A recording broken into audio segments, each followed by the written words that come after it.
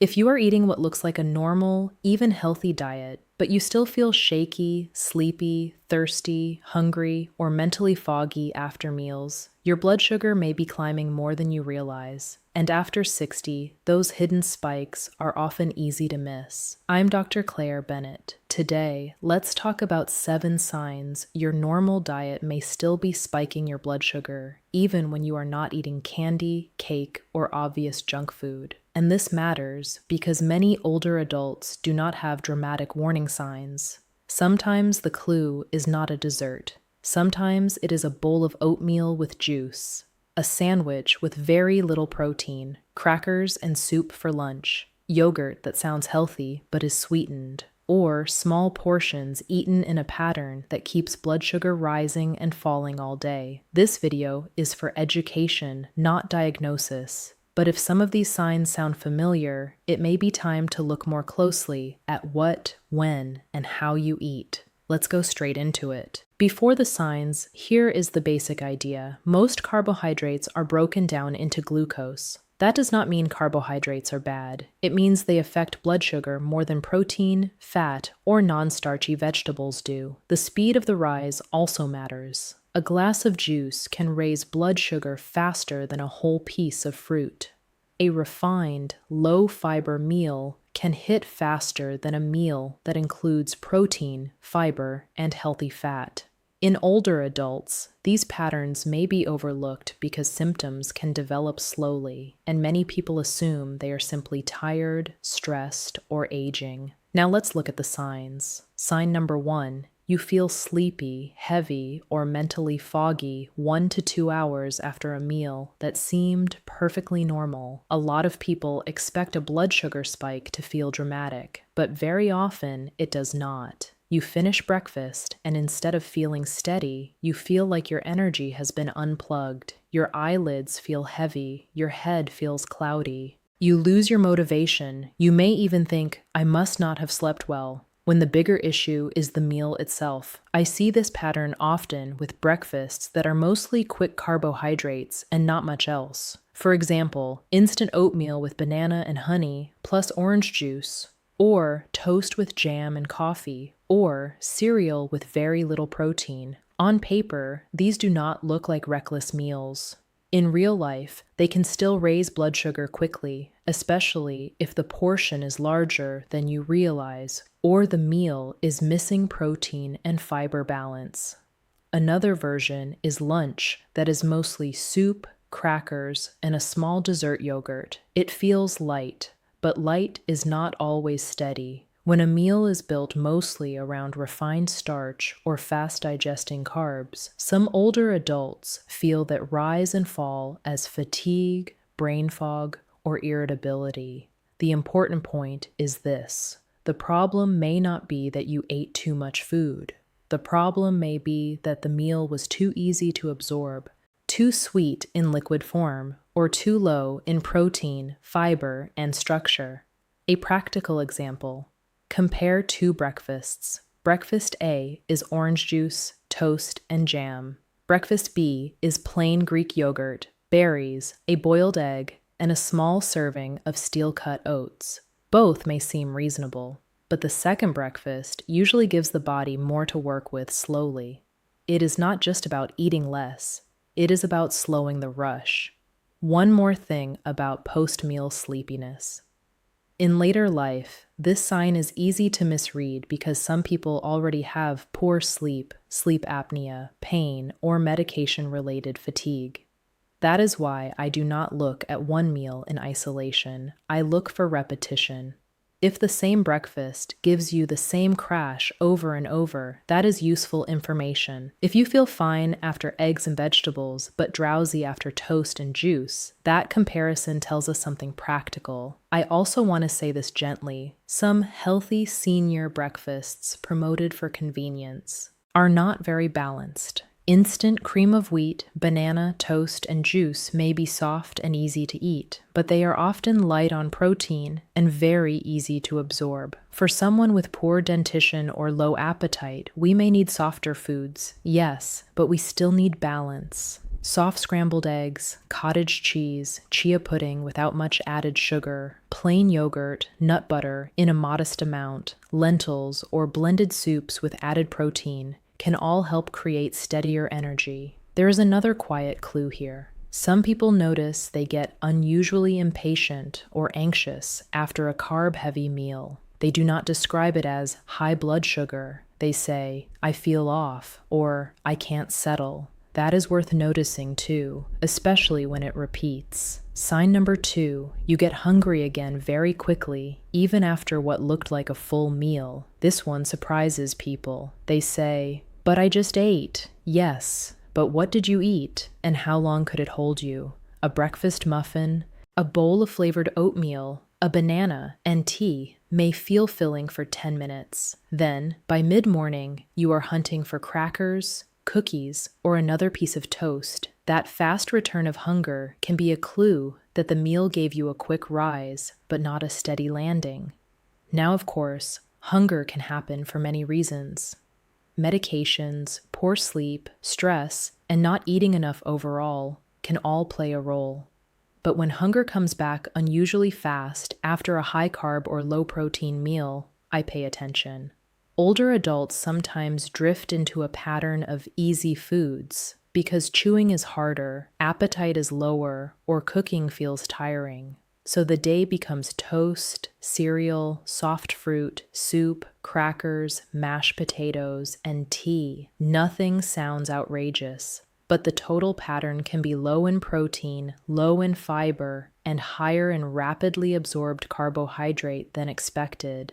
And that creates a cycle. You eat, your blood sugar rises quickly. You do not feel satisfied for long. Then you eat again, before your system has really settled. That is one reason some people say they are not eating that much, but still cannot understand why their numbers stay high. A steadier meal usually includes a better mix. Maybe eggs with vegetables and one slice of whole grain toast, or cottage cheese with nuts and berries, or lentil soup with extra chicken, and a side salad instead of a sleeve of crackers. You do not need perfection. You need staying power. Let me add something important about fast hunger. Rapid return of hunger is not always about weak willpower. Sometimes people blame themselves when the real problem is meal design. A meal that digests quickly does not give the brain or the stomach much lasting information.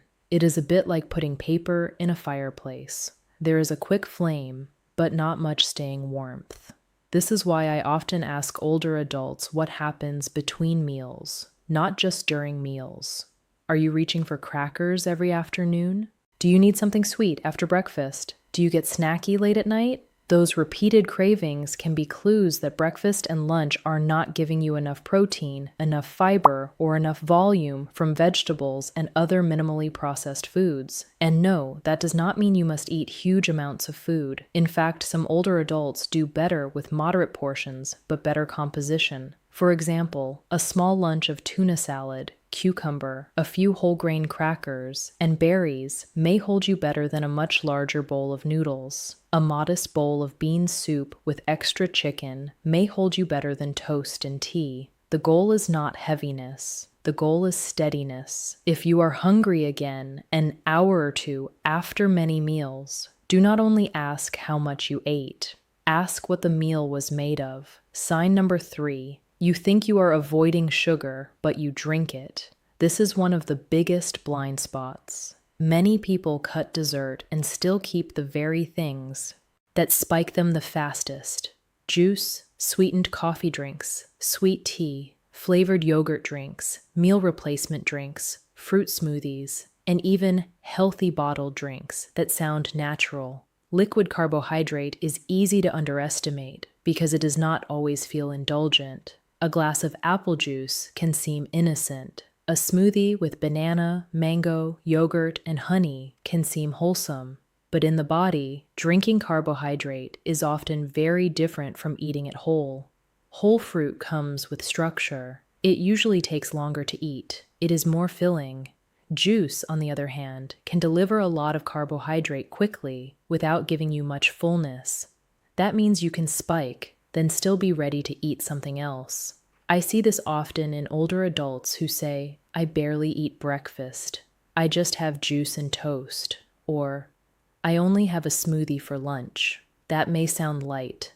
Metabolically, it may not be light at all. The same caution applies to sweetened yogurts and diabetic snack products. Marketing can be misleading. Front labels may say low fat, whole grain, natural, or no added sugar, while the total carbohydrate remains high.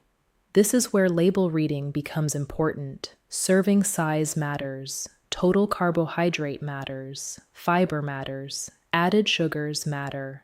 And if a container holds more than one serving, the real amount you consume may be far higher than what you first notice.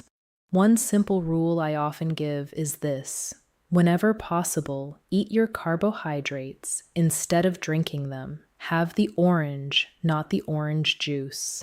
Have berries with plain yogurt, not a sweet yogurt drink. Have oatmeal you chew, not a sweet blended shake. Let's stay with drinks for a moment, because this area causes more confusion than almost any other. Fruit juice is the classic example, but it is not the only one. Sweetened coffee creamers, cafe drinks, bottled iced teas, flavored milks, nutrition shakes, and smoothies can all add up. Some meal replacement drinks are useful for certain people, especially when undernutrition is an issue, but they should not automatically be assumed to be blood sugar neutral. It depends on the product, the serving size, the rest of the meal, and the person using it. I also see people underestimate sipping calories. A few ounces here, half a bottle there, a second cup later on, it does not feel like eating. So it escapes notice, but your metabolism still notices. If you do better with softer foods, that is understandable. The answer is not to force hard foods. The answer is to build softer meals more intelligently. For example, plain Greek yogurt with chia and berries is usually different from a sweet yogurt smoothie. Lentil soup with olive oil and shredded chicken is different from cream soup with crackers. A small apple with peanut butter is different from juice and cookies, even if the calories are similar. Those swaps sound small. In some people, they make a very large difference. Sign number 4, your healthy meals are very beige. By beige, I mean meals that are mostly bread, cereal, crackers, rice, pasta, potatoes, or processed snack foods, with only a token amount of protein or vegetables. This happens more often than people think, especially when cooking for one. Breakfast becomes toast. Lunch becomes crackers and soup. Snack becomes granola bar. Dinner becomes pasta or rice with very little protein. Again, none of these foods are automatically forbidden. The problem is the overall structure. Many older adults were taught to fear fat so strongly that they built meals around starch instead. Others were told to eat small, light meals, but light turned into mostly carbohydrate and very little protein. Some avoid meat because it is hard to chew, but they never replace it with beans, Greek yogurt, eggs, cottage cheese, fish, tofu, or other practical protein choices. A meal that is mostly beige often digests quickly and leaves very little to slow glucose entry into the bloodstream. A more balanced plate usually works better. Think half non-starchy vegetables, 1/4 protein, and 1/4 higher fiber carbohydrate or starch.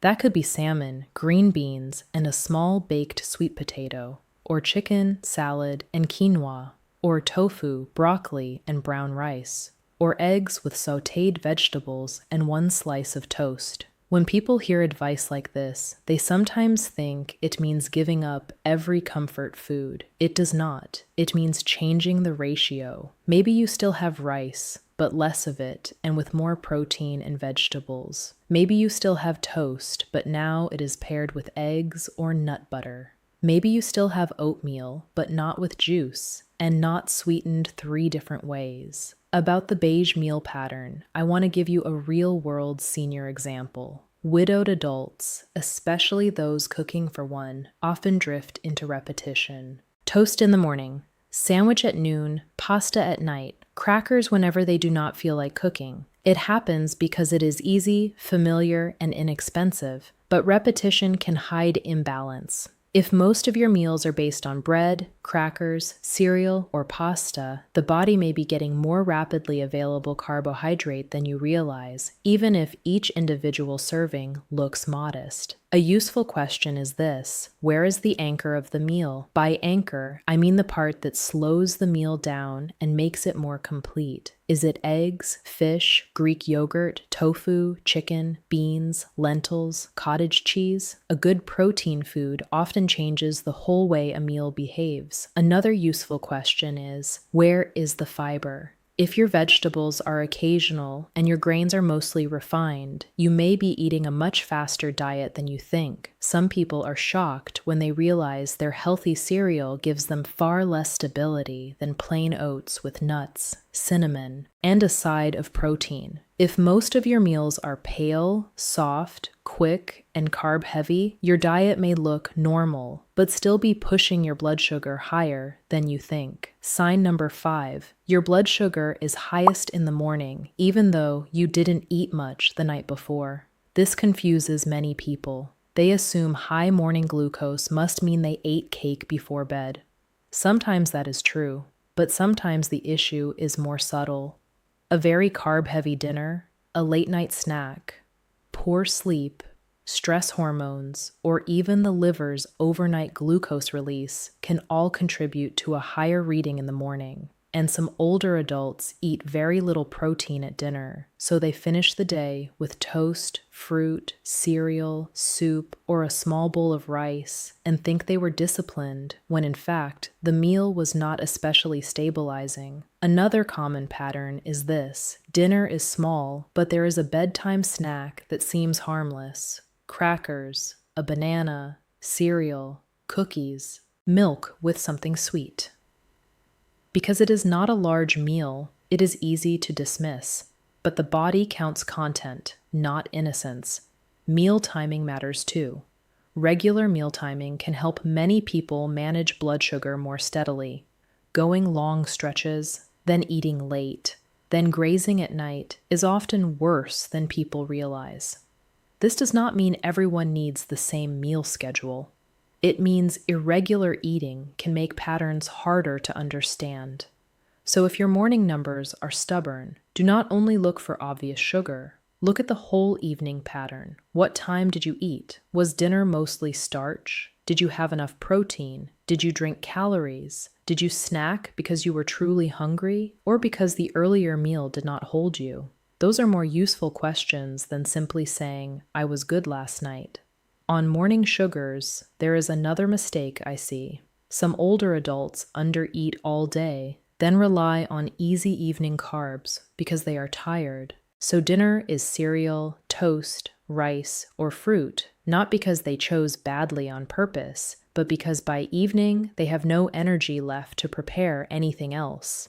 Then the morning number is high, and they blame the wrong meal. When this happens, it can help to prepare 1 or 2 reliable evening meals that require very little effort. Examples might be rotisserie chicken with frozen vegetables, cottage cheese with chopped tomatoes and seed crackers, plain yogurt with nuts and berries plus 1 boiled egg, or canned salmon mixed with olive oil and lemon alongside microwaved vegetables and a small potato. These are not glamorous meals, but they are practical, and practical beats perfect. I also want to briefly mention sleep.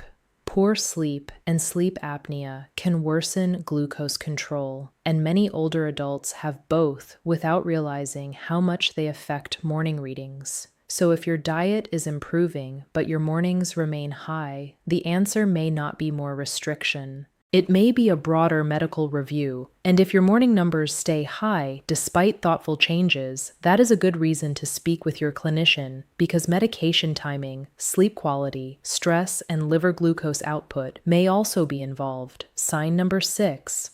You rely heavily on foods labeled healthy, sugar-free, low-fat, or diabetic-friendly. I want to be careful here. Those labels are not always meaningless, but they are often incomplete. A low-fat product may have more carbohydrate than you expect. A sugar-free cookie may still be made mostly from starch. A whole grain cracker may still raise blood sugar quickly if you eat many of them by themselves. An instant oatmeal packet may sound healthy because it is oatmeal, but if it is heavily sweetened and portioned small, it may not satisfy you and may still send you back for more. A granola bar may look virtuous while behaving more like dessert. This is why older adults get frustrated. They feel they are trying, and many truly are. But front-of-package language often creates a false sense of safety. The body responds to the full food, not the marketing words. This is where I encourage people to slow down and look beyond the front label. How many servings are in the package? How many grams of total carbohydrate? How much fiber? How much protein? Will this actually keep me full, or is it just a small processed carb with a health halo?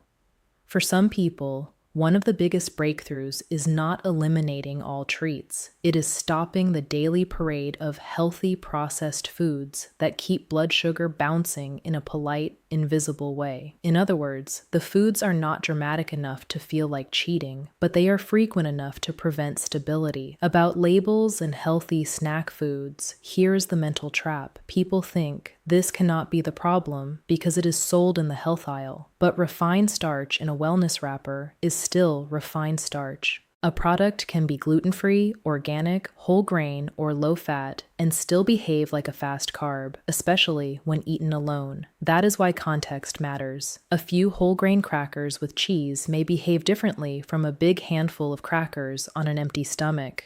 Oatmeal with nuts and plain yogurt behaves differently from instant maple oatmeal eaten by itself.